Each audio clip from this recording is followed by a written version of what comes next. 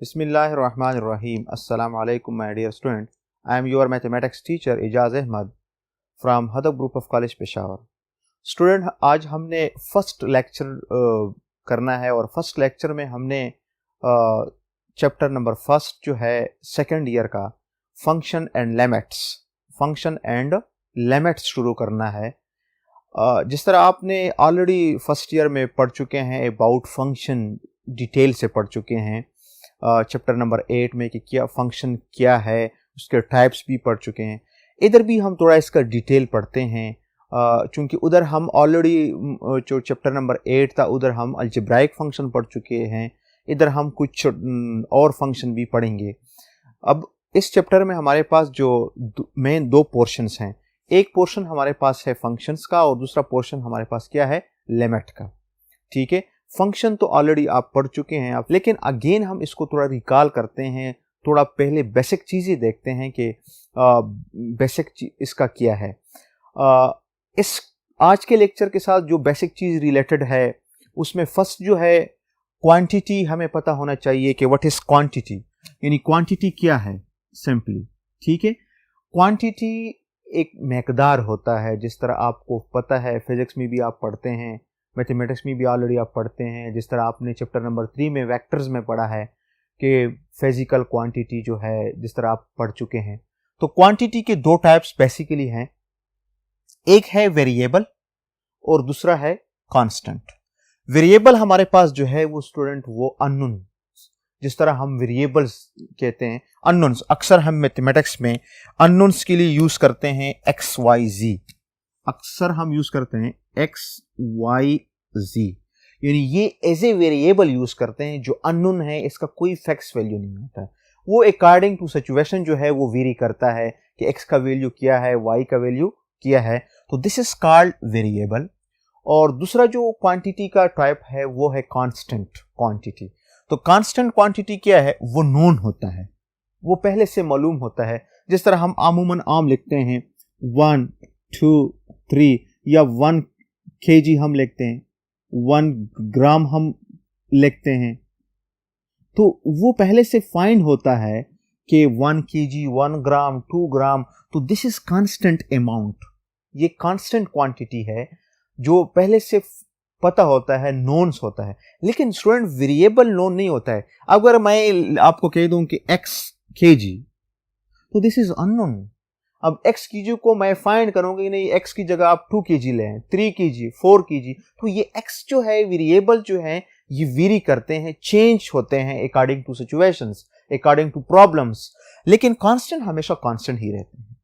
ठीक है, अब नेक्स्ट वेरिएबल के दो टाइप्स हैं, एक वेरिएबल जो है वो डिपेंडेंट वेरिएबल है और दूसरा जो है वो इंडिपेंडेंट वेरिएबल है, जो ऑलरेडी हमारे पास एक्सरसाइज 1.1 में जो प्रॉब्लम है उसमें हम जस्ट ये आइडेंटिफाई करना है कि इंडिपेंडेंट वेरिएबल और डिपेंडेंट वेरिएबल क्या है। तो इससे पहले हमें पता होना चाहिए कि व्हाट इज डिपेंडेंट वेरिएबल या व्हाट इज इंडिपेंडेंट वेरिएबल, क्या है इंडिपेंडेंट वेरिएबल्स और independent variable. Dependent variable simply मैं आपको depends on other. Dependent variable क्या है, वो डिपेंड करता है अदर्स पे, तो इसलिए हम इसको डिपेंडेंट वेरिएबल कहते हैं। नेक्स्ट इंडिपेंडेंट वेरिएबल क्या है, स्टैंड एलोन, ये किसी पे डिपेंड नहीं करता है, ये स्टैंड एलोन होता है। मैं आपको सिंपल इसके अकॉर्डिंग एग्जांपल देता हूं। अमूमन हम एक्स एज इंडिपेंडेंट यूज करते हैं, मैथमेटिक्स अक्सर X as a independent use करते हैं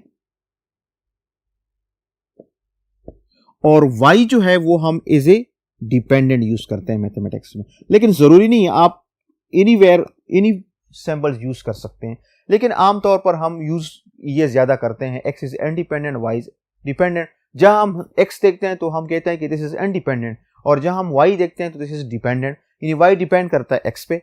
अब मैं आपको सिंपल एक एग्जांपल देता हूं इसका। इंडिपेंडेंट और डिपेंडेंट वेरिएबल के बहुत सारे एग्जांपल्स हैं। फॉर एग्जांपल, एक बंदा है, उसका जो इनकम है वो क्या है, 10,000 है इनकम, उसका सेविंग जो है वो क्या है, 5,000 है। अब सेविंग जो है वो इस बंदे के इनकम पे डिपेंड करता है। अगर इनकम उसका ज्यादा होगा तो वो सेविंग भी ज्यादा करेगा, अगर इसका इनकम कम होता है तो वो सेविंग भी इसका ऑटोमेटिकली कम हो जाएगा। तो इसका मतलब ये है कि जो सेविंग है ये डिपेंड करता है किस पे, इनकम पे डिपेंड करता है। तो इसका मतलब सिंपल ये है कि सेविंग इज डिपेंडेंट वेरिएबल और इनकम इज इंडिपेंडेंट वेरिएबल। ये सिंपल इसका एग्जांपल है। तो नेक्स्ट अब ये है इंडिपेंडेंट और डिपेंडेंट वेरिएबल। अब हम फंक्शन की तरफ आते हैं कि व्हाट इज फंक्शन। फंक्शन क्या है? एक मैथमेटिशियन है लेबनीज जिसने फंक्शन का टर्म जो है वो यूज किया था कैसे। फर्स्ट ऑफ ऑल हम देखते हैं कंसेप्ट ऑफ फंक्शन। फंक्शन का कंसेप्ट क्या है, बुनियाद क्या है basically. The term function was recognised by German mathematician. ये जर्मन मैथमेटिशियन है लेबनीज जिसका एज ड्यूरेशन है 1646 टू 1716। उसने फंक्शन का कंसेप्ट कुछ यूं बयान किया था, to describe the dependence of one quantity to another. यानी उसने फंक्शन का जो कंसेप्ट बयान किया था, द टर्म फंक्शन का जो उसने बेसिकली कंसेप्ट बयान किया था, उसने क्या किया था कि the dependence of one quantity to another.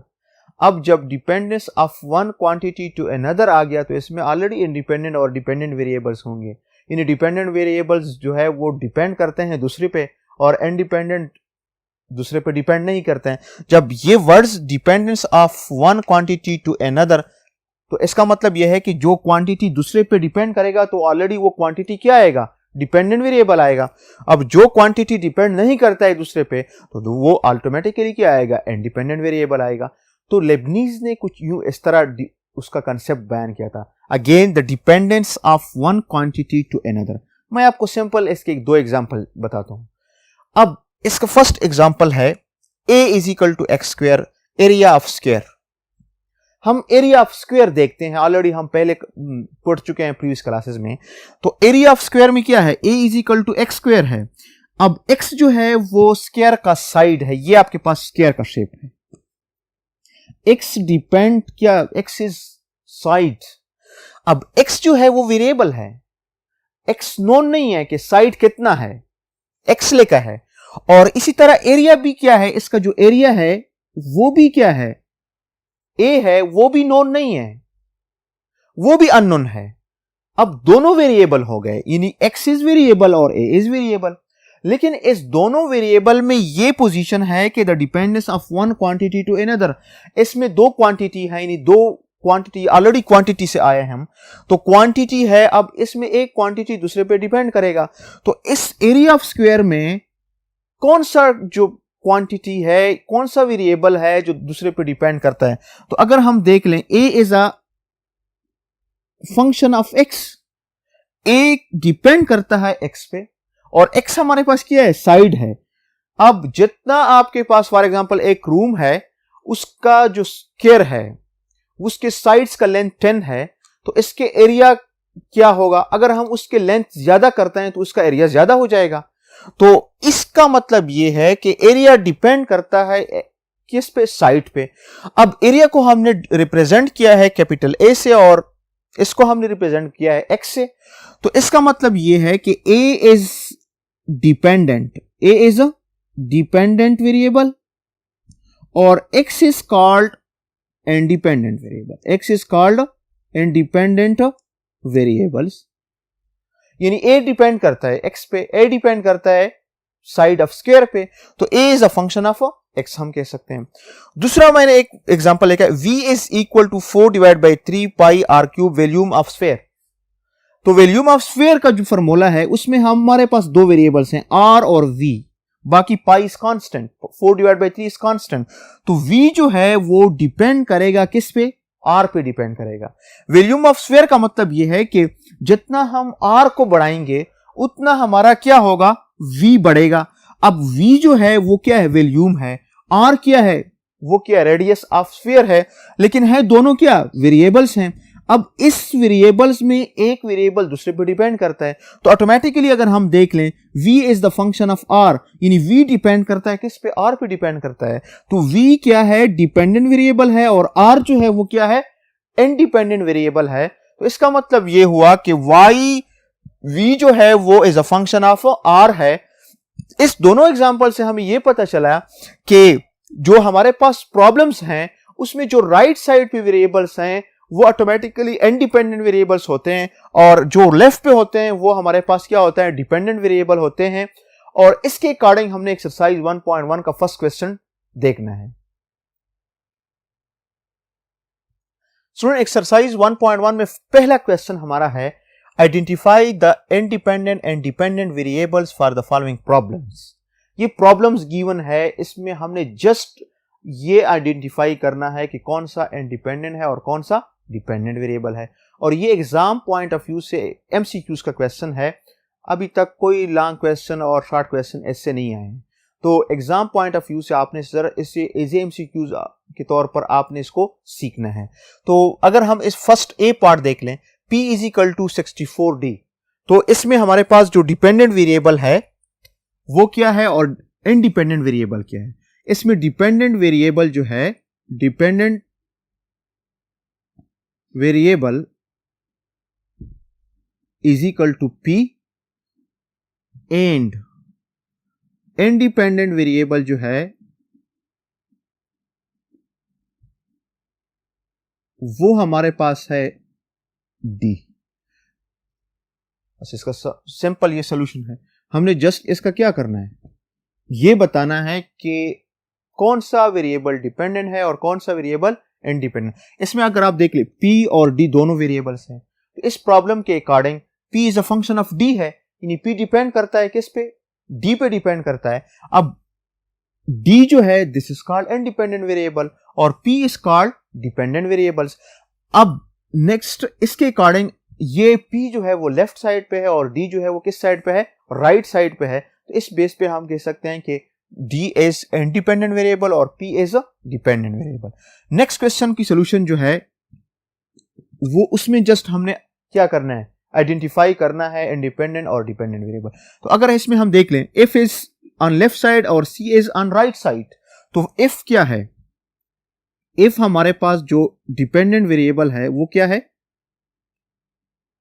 वो है this is equal to F and independent variable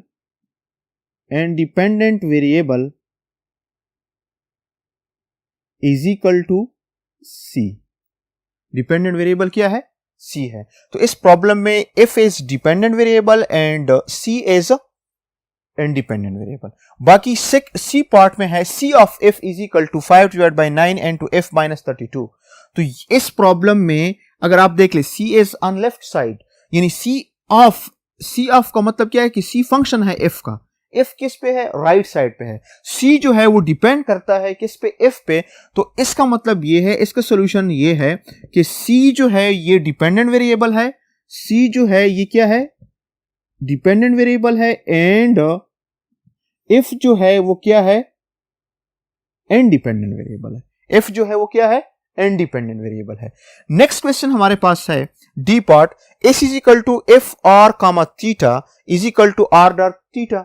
अब ये जो है ये प्रॉब्लम ये दो क्वांटिटी पे डिपेंड करता है, यानी S डिपेंड करता है दो पे, R और एंड थीटा पे। ये जरूरी नहीं कि एक वेरिएबल एक ही वेरिएबल पे डिपेंड करता है। कुछ फिनोमेना ऐसे हैं कि उसमें हम दो या दो से ज्यादा चीजों पे डिपेंड करना शुरू कर देते हैं। तो आपके पास प्रॉब्लम्स ऐसी भी हैं कि वो दो क्वांटिटी पे क्या करेगा, डिपेंड करेगा, 3 पे करेगा, इससे ज्यादा भी कर सकता है। तो अब इस प्रॉब्लम को अगर हम देख लें तो इस प्रॉब्लम में S is on left side और R comma theta is on right side. तो सॉल्यूशन इसका हम आइडेंटिफाई करते हैं। S is dependent variable, S is a dependent variable is equal to S and independent variable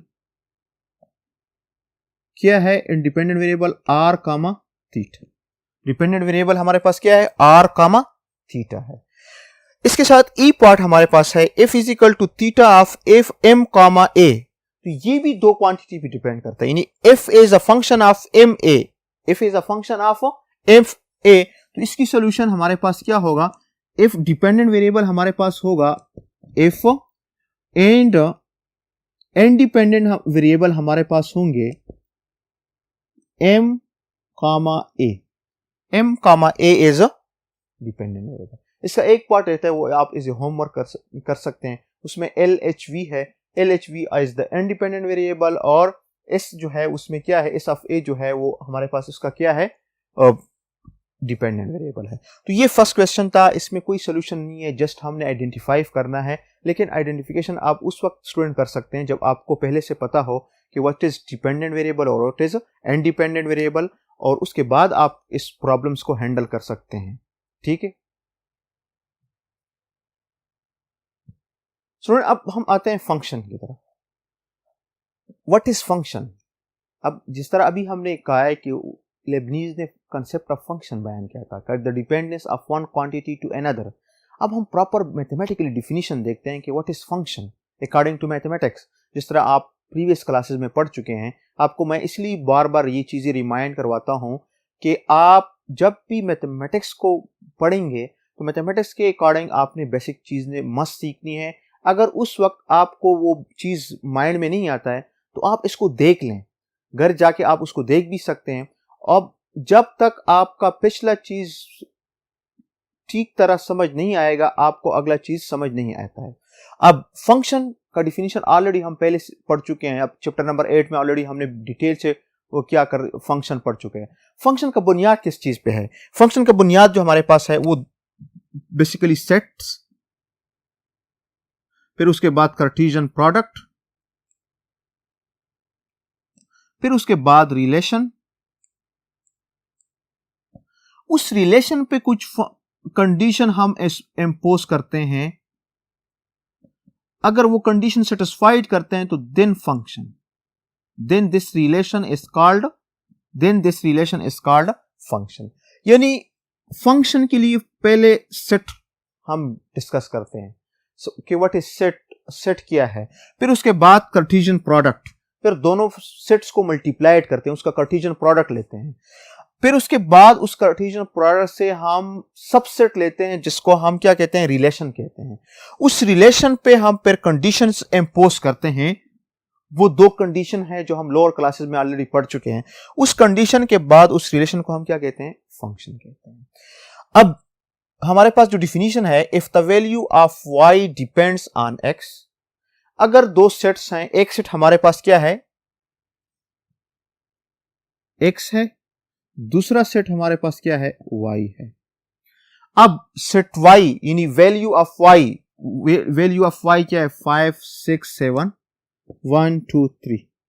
y value of y जो है वो अगर डिपेंड करते हैं किस चीज पे, x के वैल्यू पे, इन सच अ वे, किस तरह, that each value of x determine exactly one and only one value of y। ये वो कंडीशंस हैं। इधर अगर मैं आपको डिफिनीशन में मार्क कर दूं, ये हमारे पास क्या है, वो कंडीशन है। फर्स्ट कंडीशन ये है कि each value of x determine exactly, ये दूसरा कंडीशन है, exactly one and only one value of y।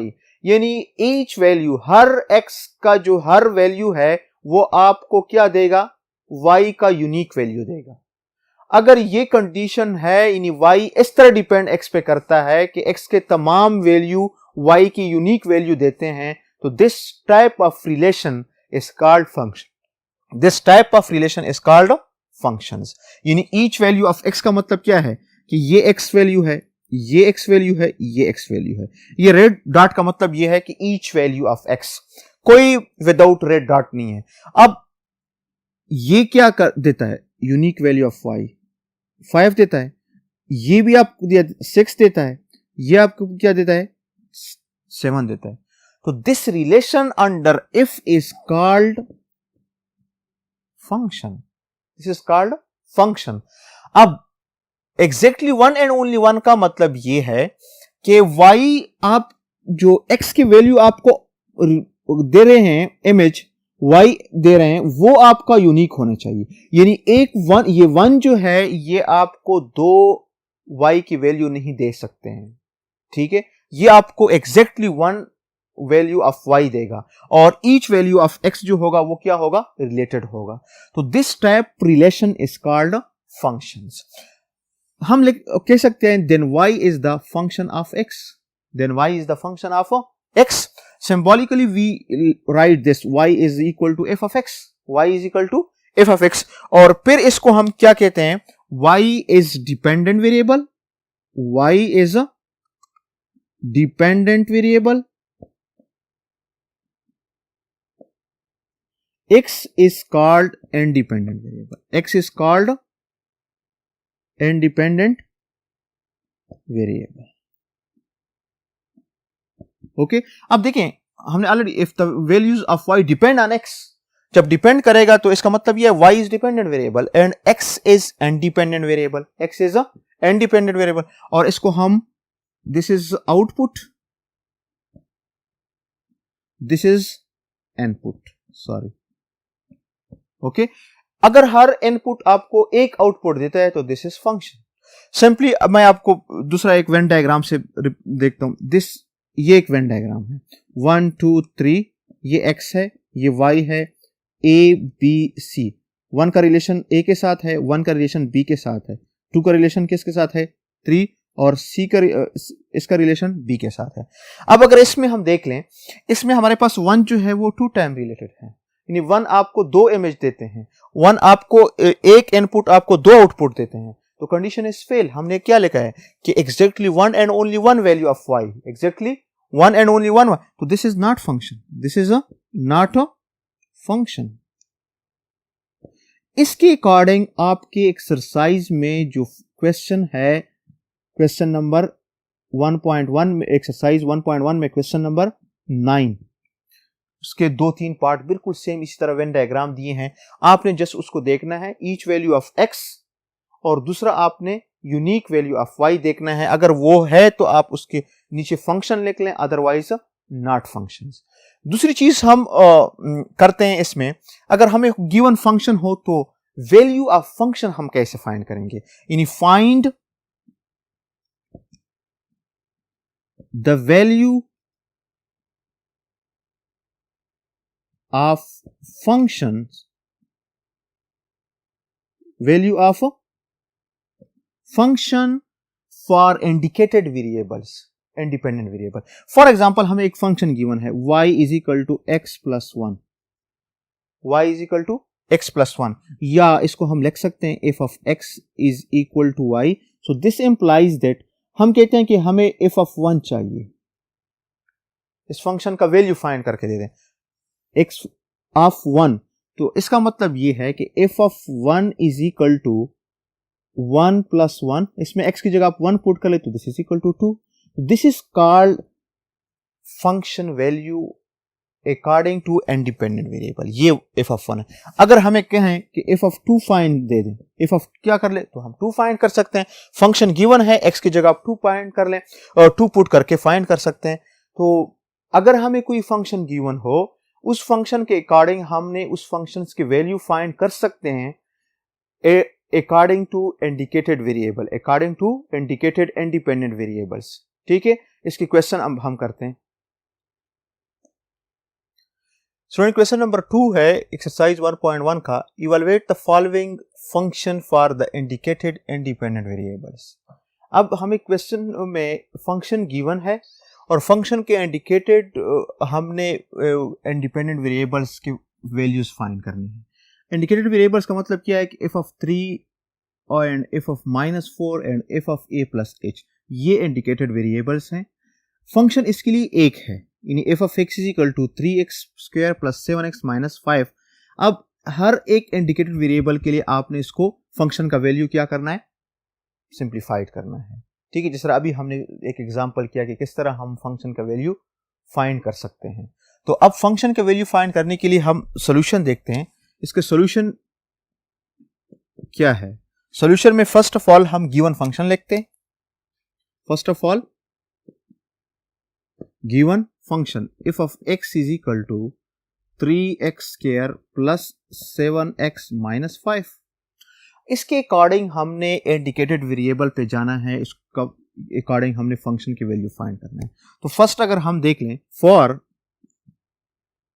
f of 3, अगर हम f of 3 के लिए फाइंड करते हैं फंक्शन की वैल्यू, तो फर्स्ट ऑफ ऑल हम इसको इक्वेशन 1 का नाम देते हैं अपने आसानी के लिए. For f of 3 put x is equal to 3 and equation number first. Okay, equation number 1 में जहां जहां x है उधर आपने क्या करना है, 3 रिप्लेस करना है. Simple. f of 3 is equal to 3 into 3 square plus 7 into 3 minus 5. अब फंक्शन को देख लें और यहां पे देख लें स्टूडेंट, यहां पे हमने जस्ट x की जगह रिप्लेस किया है 3, क्योंकि हमने इस इंडिकेटेड वेरिएबल के लिए फंक्शन का वैल्यू फाइंड करना है. So this is equal to 3 into 9. 3 का स्क्वायर क्या आता है स्टूडेंट, बताएं शाबाश. 3 का स्क्वायर आता है 9 plus 7 multiplied by 3 21 minus 5. So this is equal to 27 plus 21 minus 5. Okay, 21 plus 27 plus 21 से क्या आता है, शाबाश बताएं. 27 प्लस 21 से आता है 48 माइनस 5. 48 माइनस 5 से क्या आता है, दिस इज इक्वल टू 43.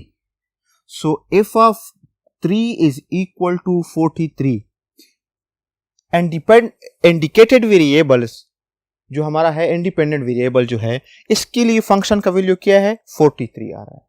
तो ये जस्ट सोल्यूशन है और ये क्वेश्चन इंपॉर्टेंट है. क्वेश्चन नंबर 2 जो पूरा है उससे क्वेश्चन आ सकते हैं, शॉर्ट क्वेश्चन. नेक्स्ट हमारे पास जो दूसरा है ये आप खुद कर लेंगे एज ए होमवर्क. इजी है, जस्ट आपने x की जगह -4 रिप्लेस करना है. इस क्वेश्चन को जरा देख लें. a plus h is a indicated independent variable. For f of a plus h, put x is equal to a plus h in equation number first. Equation first ये है. इस तीनों पार्ट्स के लिए जो हमारे पास फंक्शन है वो गिवन है already. f of x is equal to 3x square plus 7x minus 5. तो इसके बाद आप जब किसी भी इंडिकेटेड वेरिएबल के लिए हम फाइंड करेंगे फंक्शन सेम वही यूज करेंगे. अब इसके लिए भी फंक्शन हमने 1 यूज किया, put x is equal to a plus h in equation number first. तो इसमें जब हम पुट करेंगे तो f of a plus h is equal to, अब जहां जहां x है उधर आपने क्या रिप्लेस करना है, a plus h रिप्लेस करना है. अब a plus h 3 into a plus h whole square plus 7 into a plus h minus 5. इसके बाद हमने जस्ट सिंप्लीफिकेशन करना है और सिंप्लीफिकेशन का ताल्लुक स्टूडेंट बेसिक से है कि अगर आपका बेसिक स्ट्रांग है तो आप इसको इजीली सिंप्लीफाइड कर सकते हैं, लेकिन फिर भी मैं आपके साथ हूं, आपको मैं सिंप्लीफाइड करके देता हूं. So this is equal to 3 and 2. अब a plus h whole square का फॉर्मूला ओपन करते हैं.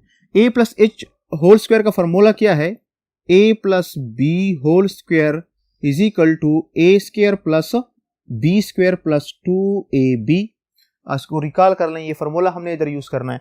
तो a plus h whole square होगा a square plus h square plus 2ah. a वही a है, सिर्फ b की जगह h आप रिप्लेस कर लें. तो फॉर्मूला ऑलरेडी हम 9th में पढ़ चुके हैं, 8th में भी पढ़ चुके हैं. Plus 7 multiplied by a, 7 multiplied by h minus 5 आ जाएगा. 7 को इस ओपन ब्रैकेट के अंदर मल्टीप्लाइड कर लें. अब इसके बाद इस स्टेप में आप 3 मल्टीप्लाइड कर लें. 3a square 3h square plus 2ah plus 7a plus 7h minus 5, ये बराबर है a प्लस h के, a प्लस h के. ये इसका रिजल्ट आ गया. इस इंडिकेटेड वेरिएबल के अकॉर्डिंग, जो आपके इंडिकेटेड इंडिपेंडेंट वेरिएबल है, उसके अकॉर्डिंग आपका डिपेंडेंट वेरिएबल क्या आ गया, 3a square plus 3h square plus 2ah plus 7a plus 7h minus 5. ये सारे अनलाइक टर्म है, इसको इसी फॉर्म में हम लिखेंगे, इसको हम ऐड नहीं कर सकते हैं क्योंकि अनलाइक टर्म्स है सारे. तो ये क्वेश्चंस का आंसर आपका आ गया.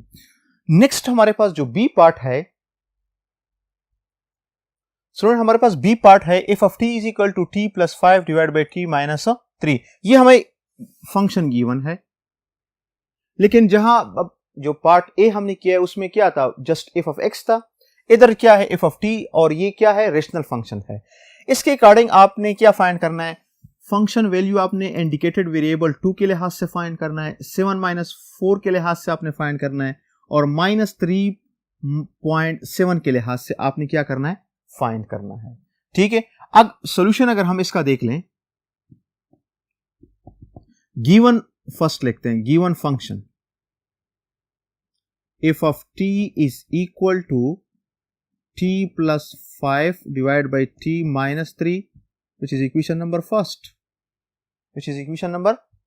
student. अब अगर हम f of 2, अगर हम f of 2 के लिए फंक्शन का वैल्यू सिंप्लीफाइड करते हैं, तो for f of 2 put t is equal to 2 and equation number first में हम क्या करेंगे, 2 पुट करेंगे. So this implies that f of 2 is equal to 2 plus 5 divided by 2 minus 3, which is equal to 2 plus 5 7 divided by minus 1. 2 minus 3 से student क्या आता है, minus 1. so f of 2 के बराबर, so this implies that f of 2 is equal to minus 7. ये हमारा इसके according indicated independent variable के अकॉर्डिंग फंक्शन का वैल्यू क्या आ गया, -7 जस्ट. यानी जो फंक्शन गिवन है स्टूडेंट, हमेशा हमने उसी में वो इंडिकेटेड वेरिएबल क्या करना है, पुट करके सिंप्लीफाइड करना है. नेक्स्ट अगर हम सेकंड पार्ट इसका देख लें, एक पार्ट आपने खुद करना है, ये आपका एज ए होमवर्क होगा. दूसरा पार्ट ये है for f of 7.4 put t is equal to 7.4 and equation number first में आपने क्या करना है, पुट करना है 7.4. अब so this implies that f of 7.4 is equal to, अब जहां गिवन फंक्शन में t है स्टूडेंट, उधर हमने क्या पुट करना है, 7.4 पुट करना है. तो 7.4 अगर हम पुट करेंगे, 7.4 माइनस 5 और plus 5 divided by 7.4 minus 3. Okay, so this is equal to 7.4. अब इसको हम क्या करते हैं, सिंपली ऐड करते हैं, 7.4 प्लस 5.0, सो 4, 7 प्लस 5 से क्या आता है, 12. सो 12.4 क्या आता है, 12.4. ओके, डिवाइडेड बाय, इसी तरह जब हम माइनस करते हैं 7.4 माइनस 3.0, तो 4.7 माइनस 3 से क्या आता है, -4 आ जाएगा, साइन क्या लगेगा, पॉजिटिव. तो 4.4. सो f ऑफ 7.4 आपके पास क्या आ गया, ये रिजल्ट आ गया. इसको आप डिवाइड करके इसका आंसर लिख सकते हैं स्टूडेंट, सिंपली. यानी बात स्टूडेंट जो है वो सिंपली इसमें भी कंफ्यूज होता है कि किस तरह हम डिसिमल वैल्यूज को ऐड कर सकते हैं, सब्ट्रैक्ट कर सकते हैं, उसको डिवाइड कर सकते हैं. यानी ये हमें ये भी आना चाहिए कि हम मैनुअल इसको ऐड भी कर सकते हैं, मैनुअल हम इसको सब्ट्रैक्ट भी कर सकते हैं. अगर फॉर एग्जांपल कैलकुलेटर नहीं है या अलाउड नहीं है, तो हम इस चीज को इजीली कर सकते हैं. स्टूडेंट नेक्स्ट सी पार्ट हमारे पास है, क्वेश्चन नंबर 2 का C part. C G of R, यानी जी फंक्शन है, आर क्या है आपके पास, इंडिपेंडेंट वेरिएबल है, कैपिटल आर जो है. G of R is equal to R square minus R plus 6 divided by R minus 3. ये हमारे पास फंक्शन गिवन है, ठीक है. इसके अकॉर्डिंग हमने फाइंड क्या करना है, जी ऑफ 2 फाइंड करना है, जी ऑफ 3 फाइंड करना है, and G of 3 divided by 8 find करना है.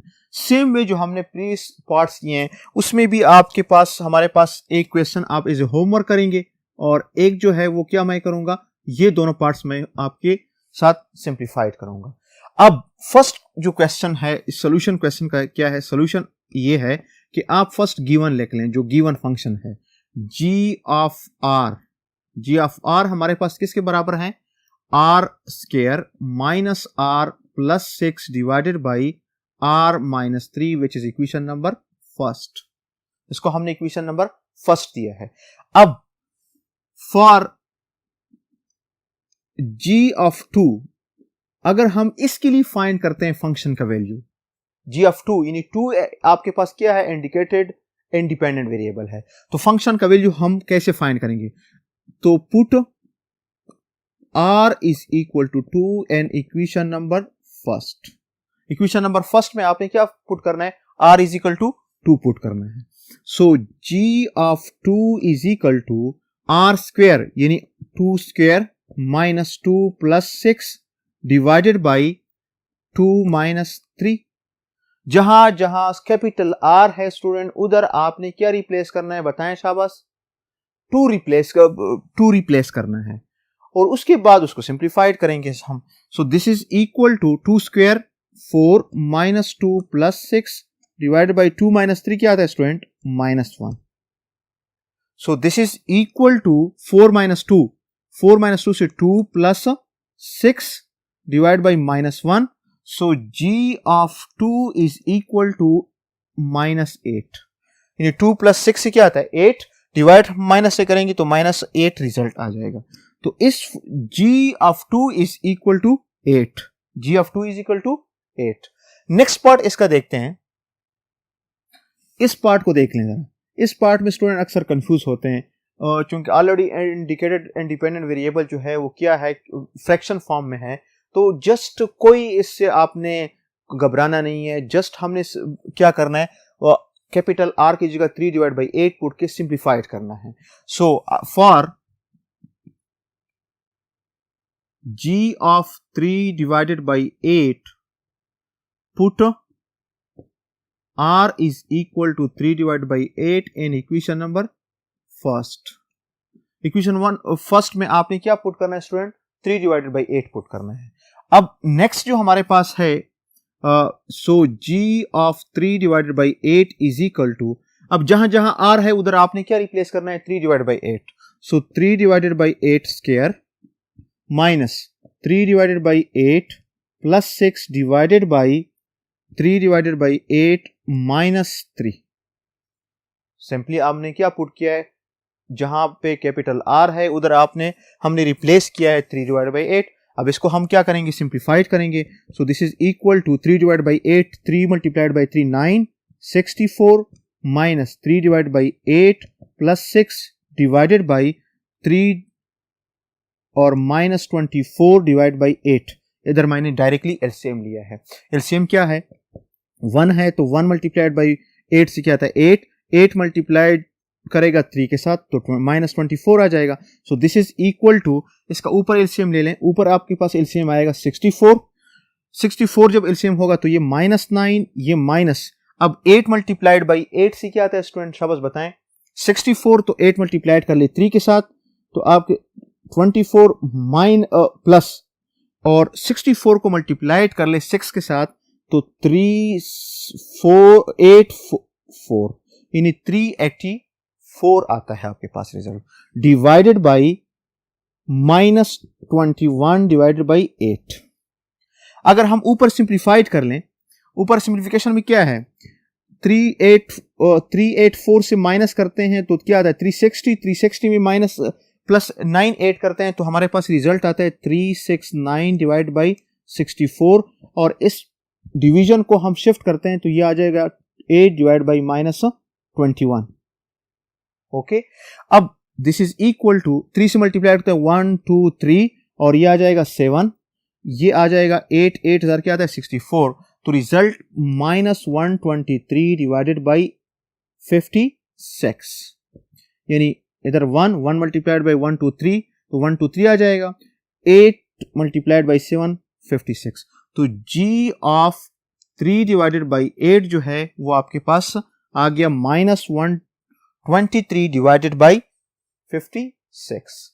तो जस्ट इस क्वेश्चन में कोई सिर्फ सिंप्लीफिकेशन है स्टूडेंट, और यहाँ पे आपने इसको गौर से देखना है एलसीएम, और एलसीएम के बाद इसको आप जब उल्टा करेंगे प्रोडक्ट में कन्वर्ट करेंगे तो ये नीचे वाला जो फ्रैक्शन है वो ये उल्टा हो जाएगा और इसमें आप कैंसलेशन कर सकते हैं या इसी तरह मल्टीप्लाई करके लिख सकते हैं। स्टूडेंट आज के लेक्चर में ये काफ़ी है, इंशाल्लाह फिर नेक्स्ट लेक्चर में मिलेंगे, तब तक के लिए अल्लाह हाफिज़।